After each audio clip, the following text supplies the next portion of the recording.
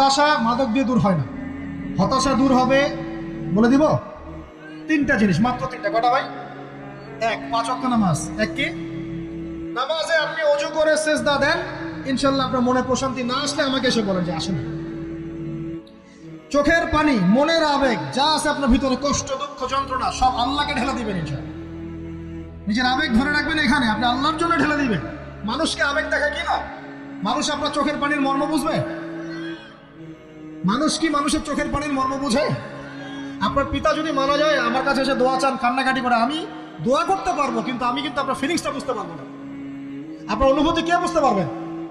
আল্লাহ পাক আপনার ঘাড়ের রগের চেয়ে কাছে আছে। সুবহানাল্লাহ, সুবহানাল্লাহ, আল্লাহ পাক ঘাড়ের রগের চেয়ে কাছে আছে। গতকালকে বাংলাদেশের একজন বরেণ্য আলেমের সাথে একটা কনফারেন্সে ছিলাম। উনি বলছিলেন যে এক ব্যক্তি, এটা শোনেন, এক ব্যক্তি খুব তার শখ যে তিনি সাহাবীদের মতো নামাজ পড়া শিখবেন। কথা বুঝতে পারছেন? সাহাবীদের মতো নামাজ শিখবেন। তো একজন বরেণ্য আলেমের কাছে এসেছেন, এসে বলছেন যে আমাকে সাহাবীদের মতো নামাজ শিখিয়ে দেন।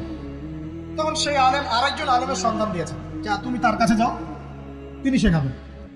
তো সেই ব্যক্তি একটু অবাক হয়েছেন, কারণ যাকে প্রশ্ন করেছিলেন তিনি অনেক বড় মুহাদ্দিস, আর যার কাছে পাঠানো হচ্ছে তিনি অত বড় মুহাদ্দিস নন, কিন্তু আবেদ, আমল করেন। তাকে গিয়ে বলছেন উনি আমাকে পাঠিয়েছেন সাহাবীওয়ালা নামাজ শিখিয়ে দেন। তখন তিনি বলছেন ঠিক আছে, সুন্দর করে ওযু করে আসো, সুন্দর করে ওযু করে আসো। ওযু করার সময় খালি খেয়াল রাখবা যে আমি ওযু করছি শুধু আল্লাহর সন্তুষ্টির জন্য।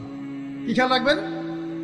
ওযু করছি শুধু আল্লাহকে রাজি খুশি করার জন্য ওযু করছে, আর কোনো উদ্দেশ্য নাই আমার। ওযু করতে যাচ্ছে, তিনি আবার বলছেন দাঁড়াও, শুধু আল্লাহকে রাজি খুশি করার জন্য ওযু করো। আবার শুরু করছেন, আবার বলছেন শোনো, শুধু আল্লাহকে রাজি খুশি করার জন্য ওযু করো। এভাবে বলতেই আছেন, নামাজে দাঁড়িয়েছেন, দাঁড়ানোর আগে বলছেন শোনো, শুধু আল্লাহকে রাজি খুশি করার জন্য নামাজ পড়ো। বলতেই আছেন।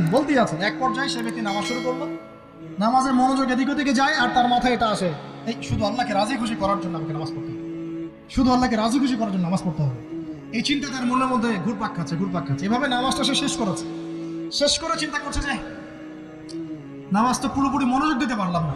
বারবার মাথার মধ্যে এরকম চিন্তা আসছে, আল্লাহ আমাকে তুমি মাফ করে দাও, নামাজটা আমার মনে হলো না ঠিক মতো। তখন সে ফিরে এসে তার সে ওস্তাদকে বলছেন আমার তো নামাজ এরকম করে পড়লাম, কিন্তু শেষমেশ মনে হলো যে নামাজটা হয়তো কবুল হয় নাই, আল্লাহর কাছে খুব মাফ চাইলাম, আল্লাহ আমাকে মাফ করে দাও, নামাজটা মনে হলো না। তখন সেই যে প্রথম ব্যক্তি যিনি পাঠিয়েছেন তিনি বলছেন এটাই হলো সাহাবীওয়ালা নামাজ। তারা আল্লাহকে রাজি খুশি করার জন্য নামাজ পড়তেন, নামাজ শেষ করে আল্লাহর কাছে ইস্তেগফার করতেন, আল্লাহ কিছুই হলো না, কিছুই হলো না। আমার কথা কি বুঝতে পারছেন? অতএব আল্লাহকে রাজি খুশি করার জন্য আপনি আপনার আবেগ, আপনার ইবাদত সব ফেলে দিবেন, অন্য কারো কাছে কিছু পাওয়ার আশা করবেন। আমাকে আল্লাহ পাঠিয়েছেন দুনিয়াতে নামাজ পড়তে, রোজা রাখতে, দিনের প্রচার করতে, দিনের জ্ঞান অর্জন করতে, এই তো। তা আমি একজন মেয়ের জন্য জীবন নষ্ট করে দিব কেন?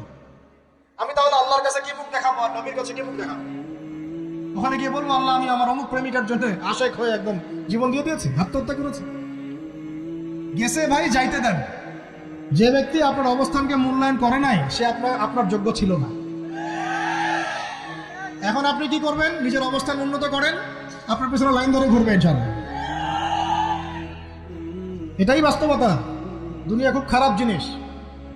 মানুষের অবস্থানকে মূল্যায়ন করে, মানুষের অবস্থানকে মূল্যায়ন করে, কিন্তু আল্লাহ রাব্বুল আলামিন আপনাকে সর্বাবস্থায় ভালোবাসেন। আলহামদুলিল্লাহ।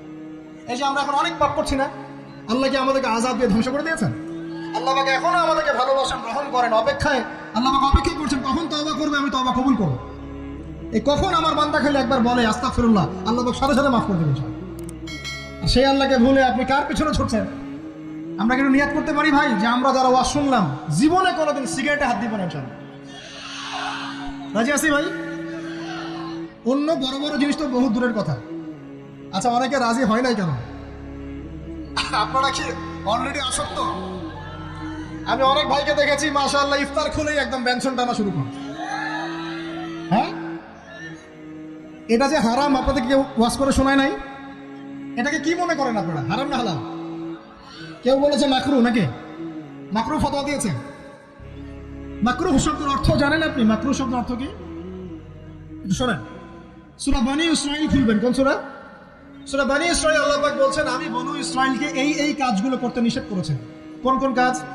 জেনা করো না, জেনার ধার কাছে যেও না, এতিমের মাল আত্মসাৎ করো না, শিরক করো না, ইত্যাদি। যারা আলেম আছেন তারা আমার কথা বুঝবেন। এই কাজগুলোর পরে আল্লাহ পাক বলছেন যে এই প্রত্যেকটা কাজ আল্লাহর কাছে মাকরুহ, অপছন্দ। কিসের?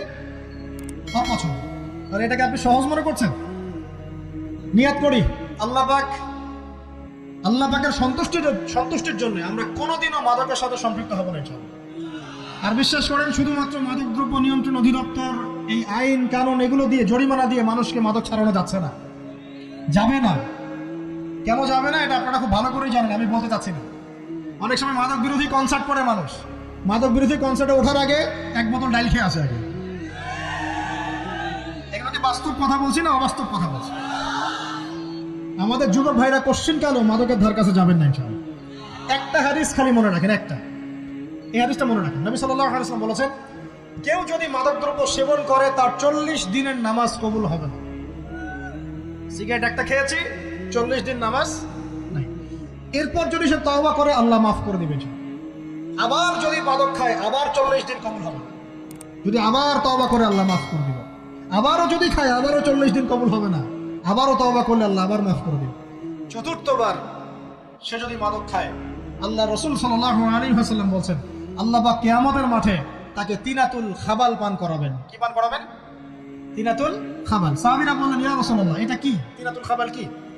নবী সাল্লাল্লাহু আলাইহি ওয়াসাল্লাম বলেন, এটা হচ্ছে জাহান্নামীদেরকে আযাব দেওয়ার পর তাদের রক্ত মাংসের যে পুঁজ বের হবে, এই যে ড্রিঙ্কস, জাহান্নামের হার্ড ড্রিঙ্কস, এই ড্রিঙ্কসের নাম হলো তিনাতুল খাবাল। আল্লাহ পাক আমাদের সবাইকে মাদক থেকে বাঁচিয়ে রাখুন। বল হচ্ছে কোরআন তেলাওয়াত। যে ব্যক্তি কোরআন তেলাওয়াত করতে পারে নিয়মিত, তার মনের মধ্যে এই হতাশা, এই ভীরুতা, এই কাপুরুষতা কিচ্ছু আসবে না ইনশাআল্লাহ। আমি গ্যারান্টি দিচ্ছি আপনাকে, হতাশা আসবেই না আপনার মনে যদি আপনি কোরআন বুঝতে পারেন। কোরআনের একটা আয়াত নিয়ে কোনো সময় দেখা যায় 2-3 ঘন্টা সময় পার হয়ে যাচ্ছে, আয়াতটা ছেড়ে সামনে যেতে পারছি না। কোরআনের ভিতরে ঢুকলে আপনি দুনিয়ায় ভুলে যাবেন কি হচ্ছে আশপাশে। আমি এমন অনেক আলেমকে দেখেছি যে একটা বই, পাতলা একটা বই, আরবি বই নিয়ে পড়া শুরু করেছেন, যে ফজরের পরে জোহরের ওয়াক্ত হয়ে যাচ্ছে, বইটাই শেষ করতে পারেন না। বুঝতে পারবেন? যখন আপনি ইলমের ভিতরে ঢুকে যাবেন, কোরআনের ভিতরে, হাদিসের ভিতরে, আপনার দুনিয়ার খেয়ালই নাই। একজন আলেম, তিনি এক রাত্রে একটা বই লিখেছিলেন, ছোটি বই, এক রাত্রের মধ্যে। বলা হচ্ছে, তার সম্পর্কে বলা হচ্ছে যে রাতের খাবার তাকে দেয়া হয়েছে, যে আপনি এটা খেয়ে নেন, খাবারটা পাশেই আছে, খাবারটা খাবো, এটা লিখে খাবারটা খাবো, এরকম তার চিন্তা ছিল। ফজর হয়ে গেছে, বই লেখাও শেষ, খাবার এই অবস্থায় পড়ে আছে, ডুবে গেছেন ভিতরে, খাওয়ার মাথায় খেয়াল নাই। এরকম হয়। একজন মনীষী, বিখ্যাত মনীষী, রিয়াদুস সালেহীন কিতাবের রাইটার, সংকলক আল্লামা নববী রাহিমাহুল্লাহ, এরকম সারা রাত চলে গেছে, পাশে 2টা খেজুর, ওই 2টা খেজুর খাওয়ারই সময় পাবে। হাদিস নিয়ে গবেষণা করতে রাত পার হয়ে গেছে। আমি বলতে চাচ্ছি, যখন ইলমের ভিতরে, কোরআন হাদিসের ভিতরে ঢুকে যাবেন, আপনার দুনিয়ার খেয়াল আপনার চলে যাবেন সব। এই টেনশন, হতাশা, এই সেই বাদ, তখনই আল্লাহ পাক আপনাকে তার পক্ষ থেকে রহমত দিবেন, বরকত দিবেন, আল্লাহ আপনার দুনিয়ার কাজগুলো করে দিবেন ইনশাআল্লাহ। তখন দেখবেন কেউ আপনার দুনিয়ার ওই কাজটা করে দিয়েছে, কেউ ওই কাজটা করে দিয়েছে, কেউ বাসায় খাবার পাঠিয়ে দিয়েছে, আল্লাহ পাকই এগুলো করাই দিবেন ইনশাআল্লাহ। তো প্রিয় ভাইরা, মাদকে যাবো না আল্লাহর কাছে আসবো? 2 নাম্বার কোরআন তেলাওয়াত, 3 নাম্বার আল্লাহর জিকির। 3 নাম্বার কি ভাই? আল্লাহর জিকির। চলতে ফিরতে সব সময় মুখ চলতে থাকবে, মুখ না চললেও মনে মনে মন তাজা থাকবে, মনে মনে জিকির হতে থাকবে। মনে মনে জিকির করতে পারেন? মুখ নড়বে না, কিন্তু মনে মনে আপনার একটা জিকির হতে থাকবে, সুবহানাল্লাহ, আলহামদুলিল্লাহ, লা ইলাহা ইল্লাল্লাহ, আল্লাহু আকবার। পারা যাবে? পারে। মানুষের মন কখনো চুপ করে থাকে না, কিন্তু মানুষের মন অলওয়েজ কিছু না কিছু চিন্তা করতেই থাকে না, যতক্ষণ না ঘুমায় মানুষ। তো প্রিয় ভাইরা, বেশি বেশি জিকির করব, সুবহানাল্লাহ, আলহামদুলিল্লাহ, লা ইলাহা ইল্লাল্লাহ, আল্লাহু আকবার, লা হাওলা ওয়ালা কুওয়াতা ইল্লা বিল্লাহ, এগুলো চলতে থাকবে। আল্লাহ পাক তৌফিক দান করুন। আমরা আমাদের সমাজে যুবকদেরকে এরকম টিকটকে দেখছি, অনলাইনে আসক্ত দেখছি, জেনায় আসক্ত দেখছি, পর্নোগ্রাফিতে আসক্ত দেখছি, আমরা দেখছি আমাদের যুব সমাজকে মাদকে আসক্ত, কিশোর গ্যাংয়ে আসক্ত। এইগুলো কি আমাদের কাম্য ছিল ভাই? আমাদের কাম্য ছিল? এই অবস্থায় কি যুব সমাজ আল্লাহ পাকের দিনের পতাকা হাতে নিয়ে আল্লাহর জমিনে দিন কায়েম করতে পারবে কিনা? একটু আমাকে উত্তর দেন দেখি। এখন এই অবস্থায় পারবে? অতএব অবস্থার উন্নতি করতে হবে কিনা? উন্নতির জন্য রাজি আছে কিনা ইনশাআল্লাহ? আমরা চাই কি আল্লাহ পাকের দিনটা আল্লাহর জমিনে প্রতিষ্ঠা লাভ করুক, আল্লাহর দিন সবার ঘরে ঘরে পৌঁছে যাক, আল্লাহ পাকের দিনের যে সৌন্দর্য সবাই সেটাই, এই সৌরভটা সবাই পাক, আমরা চাই কিনা? সমাজে শান্তি প্রতিষ্ঠা হোক, আবার সেই রাসূলের মতো যুগ চলে আসুক, আমরা চাই কিনা? অতএব আমাদের সবাইকে যৌবনের এই প্রলোভনগুলো থেকে বেরিয়ে এসে আল্লাহ পাকের ইবাদতে আত্মনিয়োগ করতে হবে। আল্লাহ পাক আমাদের সবাইকে তৌফিক দান করুন, বলি আমিন। আমাদের সবাইকে আল্লাহ রাব্বুল আলামিন কোরআন এবং হাদিসের গভীর জ্ঞান অর্জন করার তৌফিক দান করুন, বেশি থেকে বেশি ইবাদত করার তৌফিক দান করুন। আল্লাহ পাক সবাইকে হারাম সমস্ত রিজিক থেকে বাঁচিয়ে রাখুন, জেনা, ব্যভিচার এবং নারীর ফিতনা, মাদক থেকে আল্লাহ বাঁচিয়ে রাখুন। আল্লাহ পাক আমাদের সবাইকে হালাল রিজিক, হালাল সম্পর্ক যথেষ্ট করে দিন। আল্লাহ পাক আমাদের সবাইকে যেন দিনের দাওয়াতের মেহনত করার তৌফিক দান করেন এবং আলেম ওলামার সাথে পরামর্শ করে দিন শেখার এবং বোঝার তৌফিক দান করেন। যুবতী দিনী বোনদের জন্য এখানে বোনরা আছেন না? আছেন কি না? দিনী বোনরা আছেন? একটা নসিহত দিনী বোনদের জন্য আমি একটা নসিহত করতে চাচ্ছি, একটা নসিহত।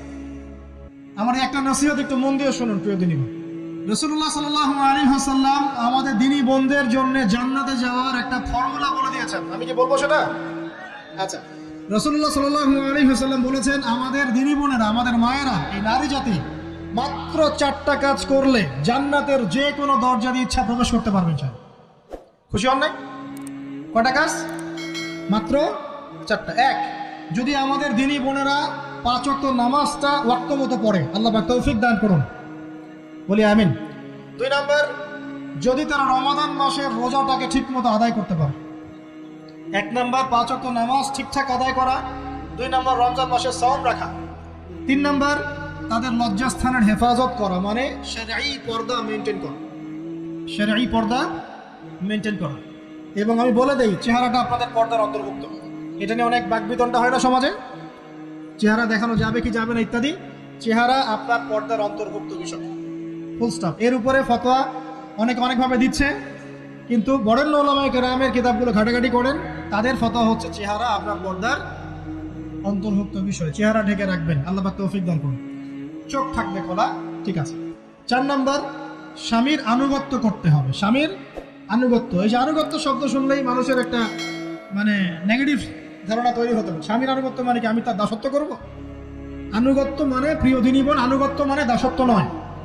আনুগত্য মানে কোরআন সুন্নাহর যে বিধানগুলো আপনার স্বামী আপনাকে পালন করতে বলবে, আপনি সেগুলো করবেন, আপনি করতে বাধ্য। কিন্তু স্বামী যদি কোরআন সুন্নাহর বাইরে কিছু করতে বলে, সেটা মানতে আপনি বাধ্য নন। স্বামী যদি আপনাকে বলে যে সুদ খাও, এই সুদী এনজিওতে আসো, নাম লেখাও। স্বামী যদি আপনাকে বলে যে আসো বেপরদায় বাইরে যাই, সাজুগুজু করে বের হও, চলো ঘুরে আসি, বেপরদায়। স্বামী যদি বলে দেবরকে একটু খাবারটা দিয়ে আসো, আমার অফিসের কলিগ আসছে, খাবার পরিবেশন করো, আসো ডাইনিংয়ে আসো, এই যে হারাম কাজ, বেপরদার আদেশ করছে, সুদের আদেশ করছে, আপনি সেগুলো পালন করবেন। কিন্তু হালাল বৈধ যে কোনো বিষয় আপনি স্বামীর আনুগত্য করবেন, এটা আপনার উপর ফরজ। এই 4টা কাজ যদি আপনি করতে পারেন, জান্নাতের যে কোনো দরজা দিয়ে ইচ্ছা আপনি প্রবেশ করতে পারবেন ইনশাআল্লাহ।